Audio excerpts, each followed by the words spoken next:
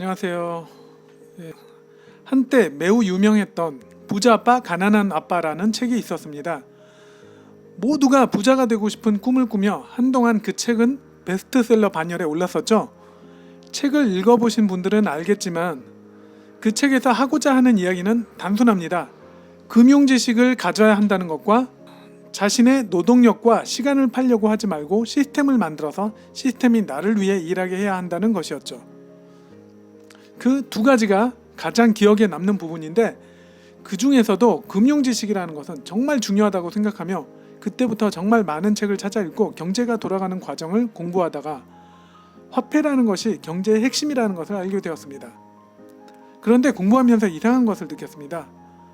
금융 지식이 이렇게 중요한데 왜 학교에서는 전혀 가르치지 않는 것일까? 거의 쓰지도 않을 수많은 잡스러운 것들은 잔뜩 가르치면서 세상을 살아가면서 어쩌면 현 자본주의 시스템에서 가장 중요하다고 할 수 있는 금융에 관한 지식은 단 한 가지도 남겨주지 않는 것은 왜 그럴까 하고 말이죠. 그 의문에 앞서서 우리가 무엇을 배웠는지를 생각하게 되었습니다. 학교 다니면서 열심히 공부해서 국어, 영어, 수학, 역사, 화학, 물리 등 셀 수도 없는 것들을 다 배우죠. 하다못해 음악도 배우고 미술도 배웁니다. 왜 이것들을 배우고 있을까요?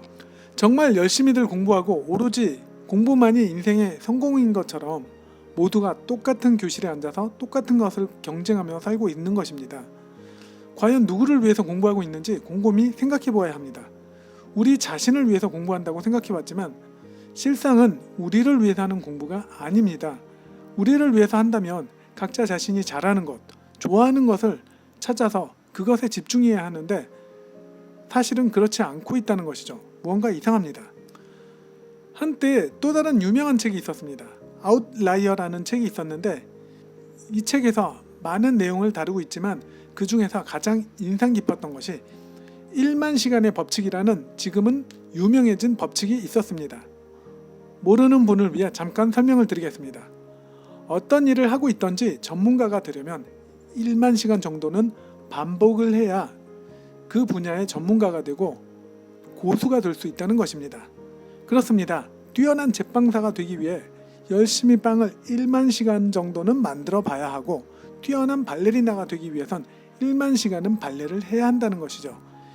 1만 시간은 하루에서 수면 시간, 밥 먹는 시간, 이동하는 시간, 일상에서 여러 가지 기본적인 생리욕구를 해소하는 시간, 그런 기초적인 시간을 제외하고 하루 4시간 정도, 주말도 빼고 매일매일 연습한다고 가정을 할 때 무려 10년이라는 시간을 투자해야 하는 굉장히 긴 시간인 것입니다. 10년을 노력한다면 전문가가 안 될 수 없는 것이죠. 그런데 우리 삶에서 10년이나 한 가지를 연습할 시간이 있었던가요? 전혀 없습니다. 10년을 무엇인가 좋아하는 것을 열중할 시간이 지금 우리 사회에서는 없습니다. 사실 따져보면 그 긴 시간이 우리에게 주어져 있기는 했습니다. 초등학교 때부터 고등학교까지 무려 12년이라는 시간이 있었죠. 그런데 그 시간을 엉뚱한 것을 하는데 다 허비해버리고 있는 것입니다. 태어날 때부터 기억력 좋고 읽는 거 좋아하고 글 쓰는 거 잘 쓰고 수학도 잘하는 그런 사람들도 있습니다. 소위 공부 잘하는 사람들이죠. 그런 사람들이 인구 몇 퍼센트나 될까요?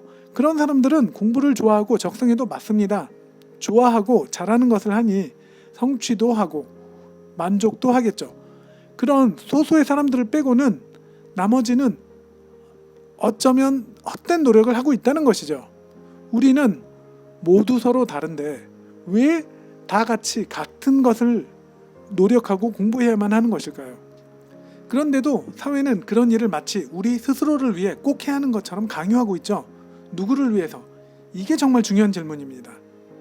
바로 우리 지배층을 위해서입니다.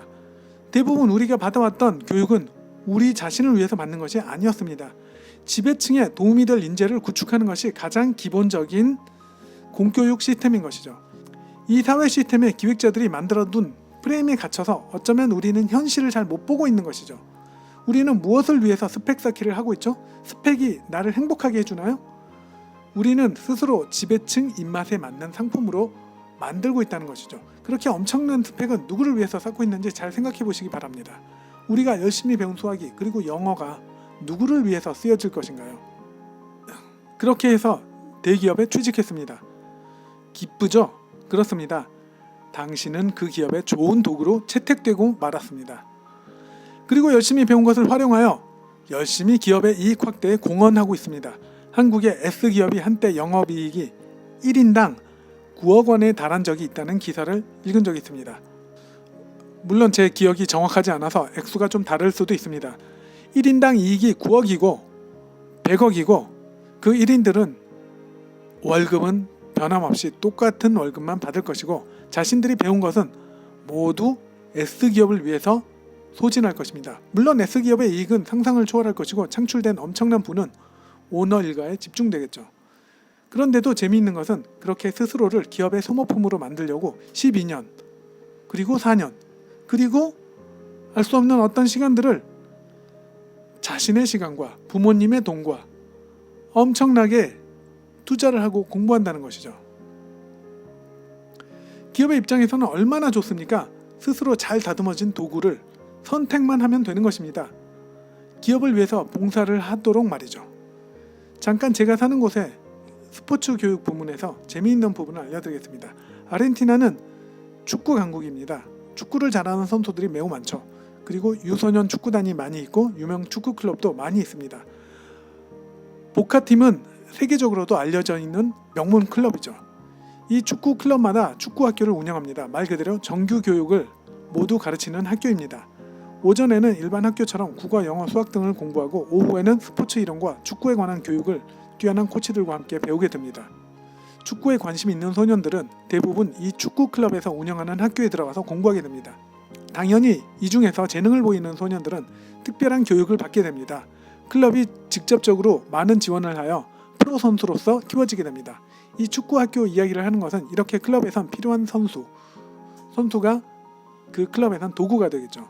그들을 자기 돈으로 훈련을 하고 키운다는 것이죠. 그런데 지금 대부분의 사회에서는 개인들 스스로 많은 돈을 들여서 자신을 기업의 도구화하는데 열심히 노력하고 있습니다. 왜 그럴까요? 대부분 먹고 살기 위해서 그렇습니다. 단순히 생존하기 위해서 그렇게 하고 있다는 것이죠. 지금 사회에서 노동력을 제공하는 것만으로 부자가 되는 건 정말 꿈과 같은 일이 되어버렸습니다. 지금 세대는 생존을 위해서 몸부림치고 있습니다. 생존은 삶이 아니죠. 삶이란 하고 싶은 일을 하고 자유가 있으며 만나고 싶은 사람을 만나고 가고 싶은 곳을 갈 수 있는 것이 자유입니다. 행복이라는 단어가 돈이었던가요? 그나마 기업에 취직하면 부자가 될 정도는 아니지만 어느 정도 월급을 꼬박꼬박 받을 수는 있겠죠. 그럼 다시 금융교육으로 돌아와서 이야기를 해보죠. 금융교육은 지배자들에게 있어서 독점적 지식이어야 합니다. 피라미드 아래쪽에 있는 이들은 알 필요도 없고 많이 알면 성가신 지식이죠. 그렇기 때문에 공교육에선 금융지식을 잘 알려주지 않고 있습니다. 한때 미국의 어느 대학생의 인터넷 글이 뜨거운 이슈가 된 적이 있었습니다. 12년의 공교육을 받고 졸업해서 독립을 하였지만 정말 세상에 나와서 필요한 지식은 하나도 못 배웠다는 글이었죠. 월세를 얻어야 하는데 계약을 어떻게 하는지도 모르고 은행 계좌를 만들어야 하는데 그것도 모르고 투표를 어떻게 쓰는지도 모르는 상황이었다는 것이죠. 정말 중요한 실생활에 필요한 그런 지식들은 부모로부터 배워야 했다고 그나마 그런 것을 가르쳐줄 가족이 있는 자신은 다행이었지만 그렇지 않은 사람들은 배울 것도 없는 막막한 그런 세상인 것입니다. 12년 동안 자본의 기초와 화폐 구조 그리고 여러 가지 금융 시스템과 관련된 지식이 충분했다면 세상을 다르게 바라볼 수 있었을 것입니다. 저는 현행 교육 시스템은 우리를 위한 곳이 아니라고 확신하고 있습니다. 어쩌면 정치 지도자나 교육 장관도 일부러 이렇게 만든 것은 아닐 수도 있죠. 스스로 자각하지 못하고 있을지도 모릅니다. 고묘한 현 시스템이 만들어지고 정치인들은 관행적으로 그냥 관성에 의해서 지금까지 밀려왔을 테니 말이죠. 우리 스스로 깨닫지 못하면 계속 도구로서의 삶을 살 수밖에 없습니다.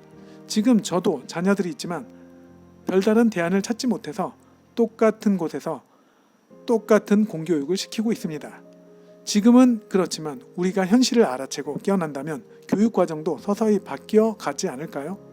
우리 각자의 삶을 찾는 교육으로 말입니다. 그런 교육을 받아서 꼭 돈을 벌지는 못해도 스스로 행복한 삶을 찾고 유지할 수 있다면 부자가 되지 않는다 해도 만족스러운 삶을 살 수 있겠죠. 오늘 이야기는 여기서 마치겠습니다.